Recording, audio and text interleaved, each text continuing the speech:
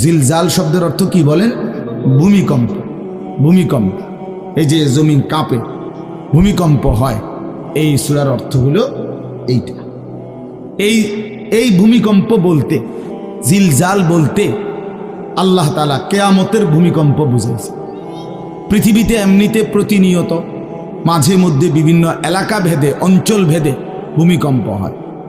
হ্যাঁ, আধা minute, 30 second, 40 second, 50 second, কিংবা তার চাইতে সামান্য কম বেশি এরকম সময় ভূমিকম্প হয়। এতেই বহু ক্ষয়ক্ষতি হয়।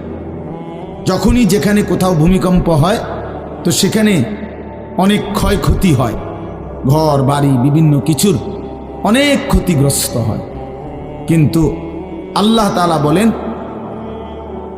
একটি চূড়ান্ত ভূমিকম্প আছে, যেই ভূমিকম্পটা যখন হবে তখন একসাথে আল্লাহর সৃষ্টি পুরাটা জমিন একসাথে ভূমিকম্প, এবং সেটা কতক্ষণ থাকবে সেটা আল্লাহই জানে, সেটা আল্লাহই জানে। এরকম ভূমিকম্প হবে, আর সেই ভূমিকম্পটা হলো কিয়ামতের ভূমিকম্প। অর্থাৎ এই পৃথিবী ধ্বংস করার জন্য আল্লাহ তাআলা তার গোটা সৃষ্টি জগৎকে মউত দিবেন। মৃত্যু দুই রকমের, একটা হলো ব্যক্তিগত পৃথক একক মৃত্যু, আর একটা হলো গোটা আলমের মৃত্যু।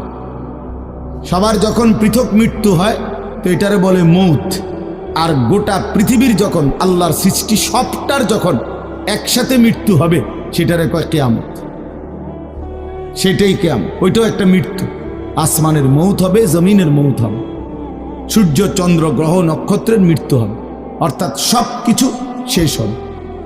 তো এই যে কিয়ামত, এটা আমাদের ঈমানের অংশ, এটা হবেই হবে, এটা হবেই হবে। আখিরাত, কিয়ামত, এই পৃথিবী একদিন ধ্বংস হবে, শেষ হবে, এটা কোরআনুল কারীমের অসংখ্য আয়াতে আল্লাহ তাআলা বলছেন।